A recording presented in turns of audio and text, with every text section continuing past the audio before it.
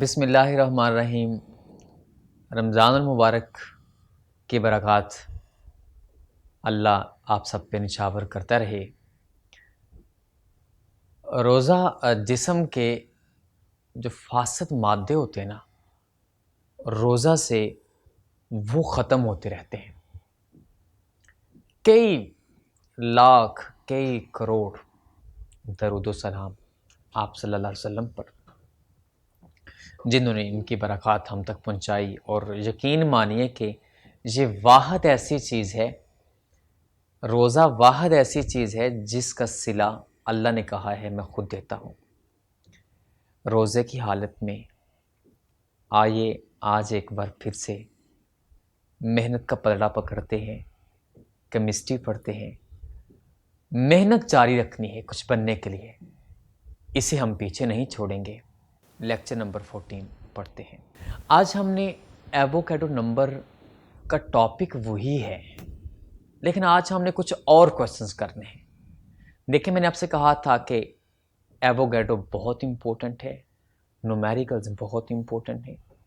बाकायदा मैं कह सकता था आपसे कि आपने करने हैं सारे, मैं एक ही मेथड बता देता, लेकिन नहीं, मैंने आपकी आसानी के लिए, आपकी ज़िंदगी भर के लिए काम आने वाली एक ऐसे नोट्स की तरह एक चीज़ बना दी है। आप इन्हें नोट कर लीजिए अपने पास अच्छे तरीके से। जब बाकायदा क्लासेस का आगाज़ होगा, ये चीज़ें आपके काम आएंगी। देखिए, हमारे पास एक्सरसाइज का क्वेश्चन नंबर 11 देखना है आज हमने। बड़ी खूबसूरत चीज़, बड़ी खूबसूरत चीज़। आप कहते हैं जनाब कोक पिए, ऑरेंज, ये आप चीज़ें पी रहे हैं, खा रहे हैं, वो मिठास वाली चीज़ें, आपको क्या लगता है कि उसके अंदर प्योर चीनी डालते होंगे? नहीं नहीं, ऐसा नहीं है। आर्टिफिशियल स्वीटनर डालते हैं, aspartame. This is artificial sweetener. ये एक एमसीक्यू है।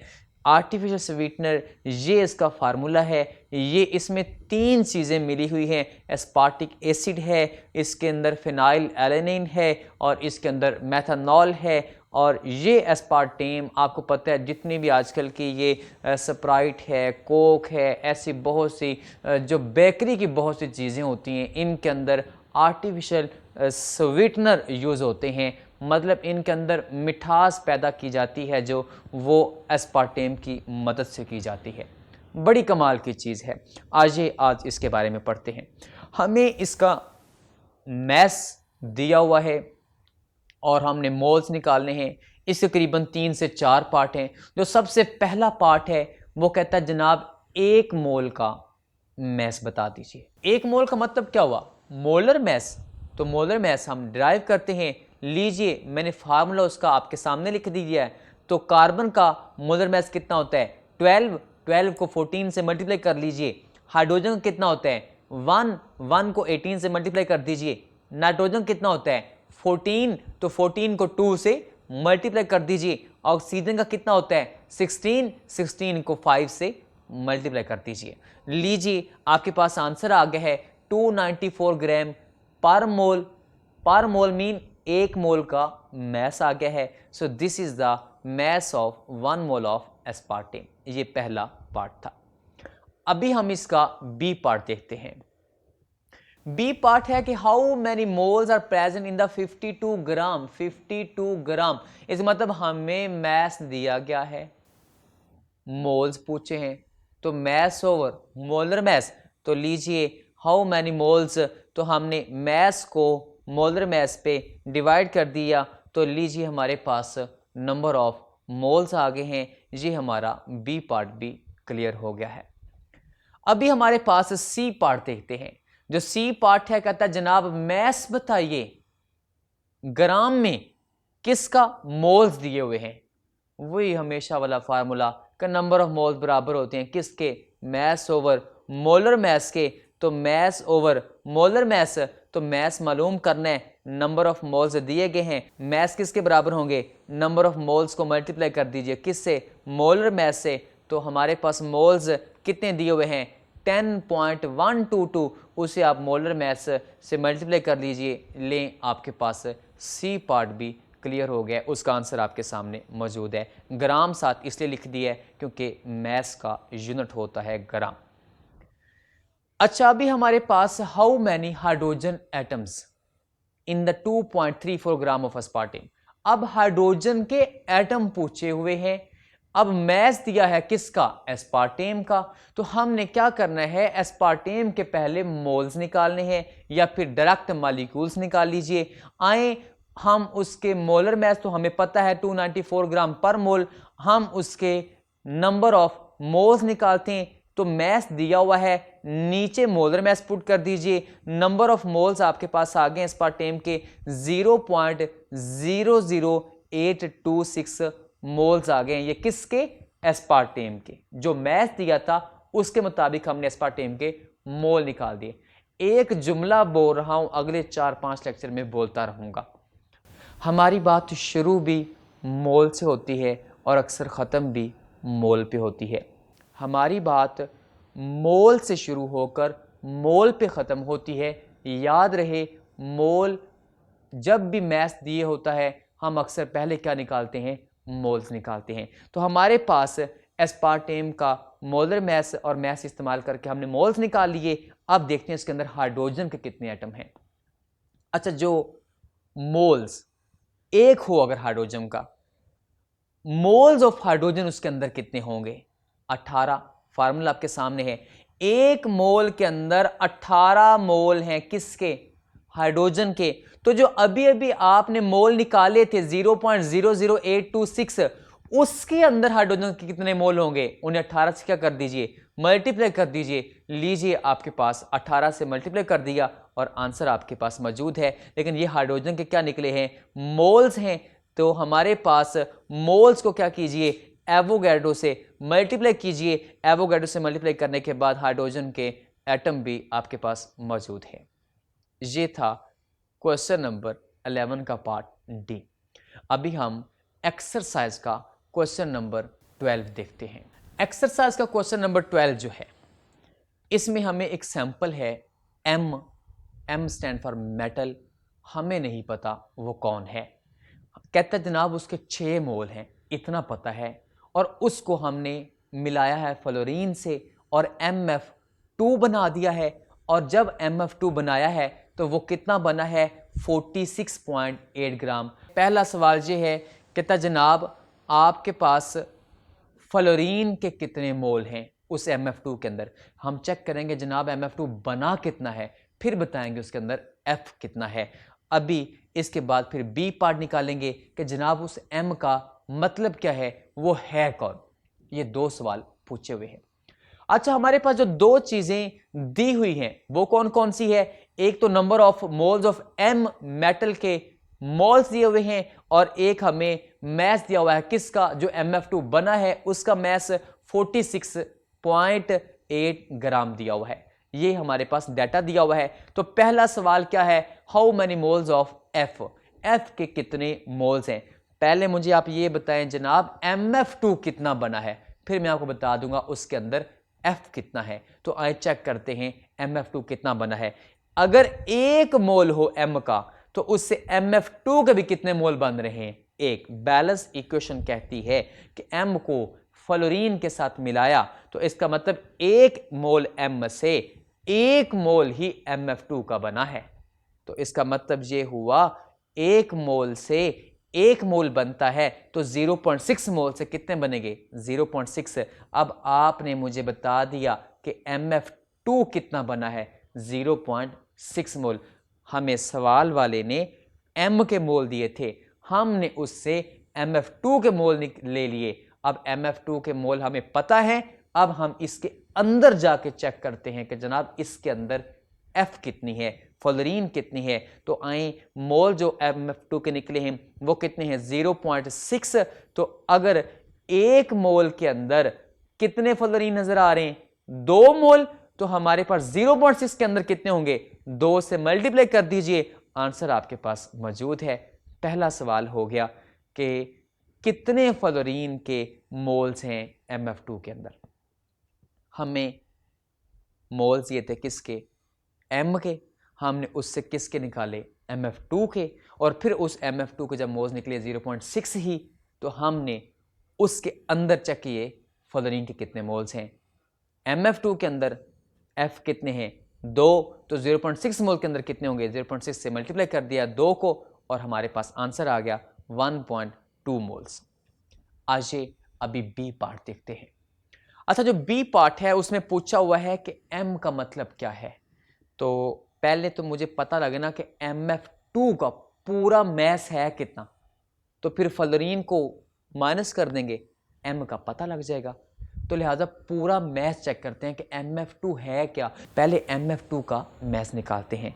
तो आए चेक करते हैं नंबर ऑफ मोल्स, हमें MF2 के थोड़ी देर पहले पता थे, मैथ्स ओवर मोलर मैथ्स, ये फार्मूला है किसका, नंबर ऑफ मोल्स का। तो नंबर ऑफ मोल्स कितने थे, 0.6 मैथ्स हमें दिया हुआ था और मोलर मैथ्स हमने निकालना है। MF2 का मोलर मैथ्स आ गया कितना, 78 ग्राम पर मोल। अब इस 78 में से चेक करते हैं फ्लोरीन का माइनस करके कि बाकी कितना बचता है, वो कौन होगा, वो M का मैस होगा। हमें पता लग जाएगा कि वो M कौन है।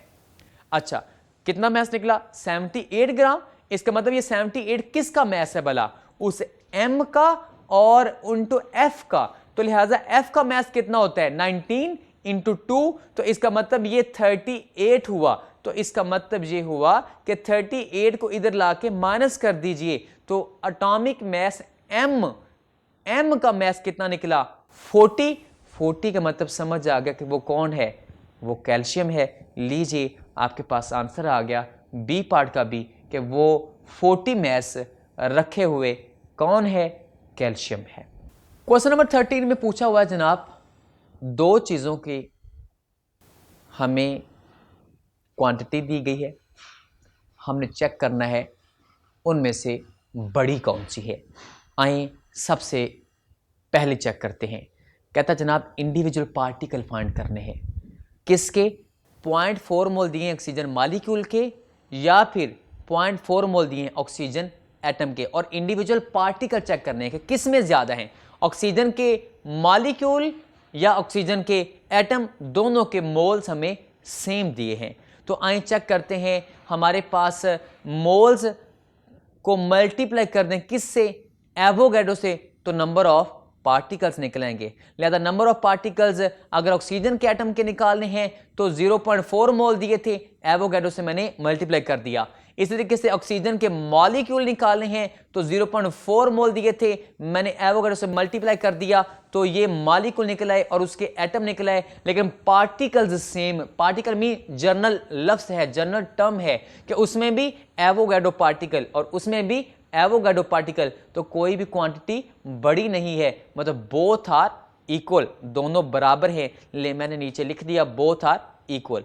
अब इसका बी पार्ट करते हैं। कहते थे ना मैस बताना है आपने, ऊपर लिखा हुआ मैस किसका, 0.4 मोल दिए किसके, ओजोन मॉलिक्यूल के, और 0.4 मोल दिए किसके, ऑक्सीजन एटम के। ओजोन O3 होता है।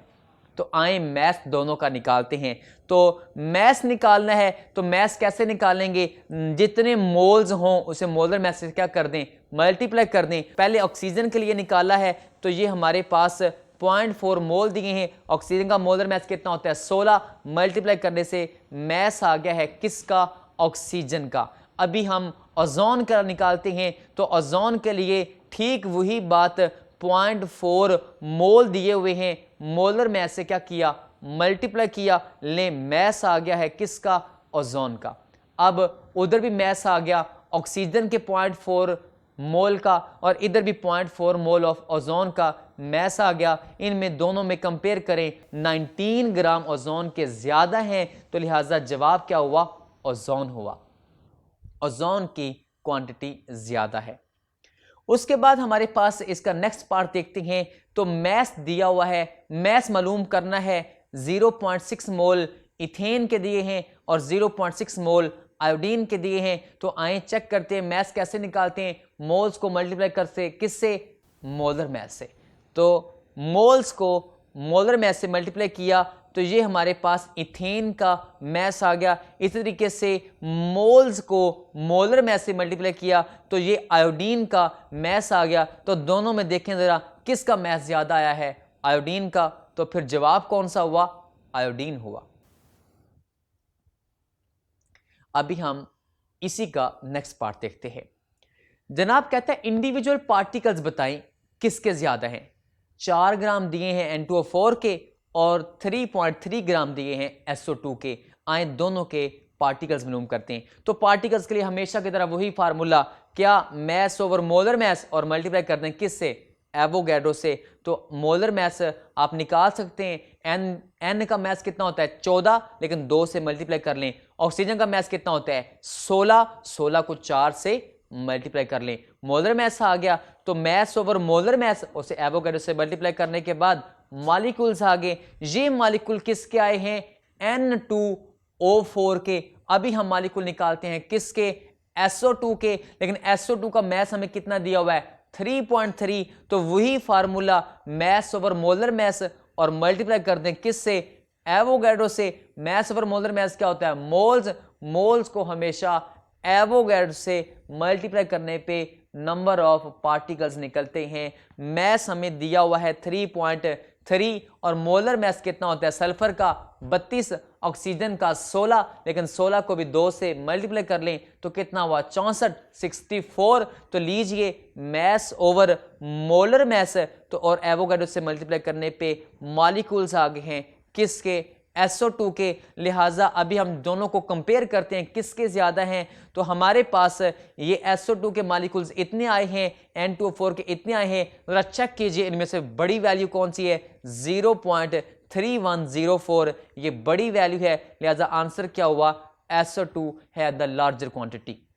उसके बाद इसी का नेक्स्ट पार्ट देखते हैं, बड़ी जबरदस्त चीज है। कहता जनाब आइंस बताएं किसके अंदर NaClO3 और 2 मोल दिए हैं MgCl2 के। हमने इनके आइंस निकाल के चेक करना है कि किसके आइंस ज्यादा हैं। ये जो बिल्कुल चीनी की तरह आपके सामने या खाद की तरह बिल्कुल वाइट नजर आ रहा है, ये कौन है, ये NaClO3 है, सोडियम क्लोरेट है। आए चेक करते हैं इसके आइंस कितने बनते हैं। और ये आपके सामने कौन है, बिल्कुल फटकरी की तरह बिल्कुल शफाफ, ये वाइट, ये MgCl2 है। अच्छा आए चेक करते हैं दोनों के आइंस निकाल के। तो आइंस निकालने हैं सबसे पहले, तो मैं चेक करूंगा कि NaClO3 के अंदर कितने आयन हैं। एक ये वाला, एक ये वाला। एक NaClO3 के अंदर कितने आयन हैं 2। तो 1 मोल के अंदर कितने होंगे 2 को 1 मोल से मल्टीप्लाई कर दिया तो ये 1 मोल के कितने के 1 मोल के हमारे पास पार्टिकल्स निकल आए हैं। तो लेकिन हमें मोल दिए कितने हुए हैं ये 2.3। तो 1 मोल में इतने पार्टिकल्स हैं तो 2.3 के अंदर कितने होंगे, वो जितने पार्टिकल्स हैं उसे 2.3 से मल्टीप्लाई कर दें तो ये हमारे पास पार्टिकल्स आ गए किसके NaClO3 के। अब ठीक इसी तरीके से किसके मोल्स निकालने हैं, हमने पार्टिकल्स निकालने हैं, आयंस निकालने हैं MgCl2 के। तो पहले MgCl2 को तोड़ के देखेंगे। MgCl2 से एक Mg2+ और 2 क्लोराइड आयन निकलते हैं। इसका मतलब 1 मोल में से 3 मोल निकलते हैं आयंस के। तो अब चेक करते हैं 1 मोल में से 3 मोल निकलते हैं तो इसका मतलब 3 से मोल को मल्टीप्लाई कर दिया तो ये 1 मोल के पार्टिकल्स हो गए। लेकिन सवाल वाले ने कितने मोल दिए हैं 2 मोल दिए हैं। तो ये जो 1 मोल के, ये जो आपके पास 1 मोल के मॉलिक्यूल्स हैं इन्हें मल्टीप्लाई कर दें किससे, वो जो हमारे पास सवाल वाले ने 2.0 मोल दिए हैं MgCl2 के, उसे हम आपस में मल्टीप्लाई करके आंसर आ गया है। अब दोनों को आपस में कंपेयर कर दीजिए। NaCl3 के जो आयंस आए हैं वो इतने आए हैं, MgCl2 के आए हैं 3.61 × 10⁻24। इनमें से बड़ी वैल्यू किसकी है वो आपको नजर आ रही है MgCl2 की। लिहाजा आंसर क्या हुआ कि 2 मोल जो MgCl2 के हैं उस वो लार्जर क्वांटिटी है। अभी हमारे पास जो आज हमने क्वेश्चन पढ़े हैं आपने क्या याद रखना है, इंतहाई ज़रूरी। सबसे पहले क्वेश्चन नंबर 11 याद रखना है एस्पार्टेम वाला, और उसके बाद हमारे पास क्वेश्चन नंबर 12 याद रखना है, बड़ा इंपॉर्टेंट लॉन्ग क्वेश्चन है क्वेश्चन नंबर 12। उसके बाद क्वेश्चन नंबर 13, ये सारे के सारे कौन है भला शॉर्ट क्वेश्चंस हैं। ये आपने सारे याद करने हैं। अपना बहुत सा ख्याल रखिए, हमारे साथ रहिए, एस्पायर की क्लासेस को एंजॉय करते रहिए। अल्लाह हाफिज़, फ़ी अमानिल्लाह।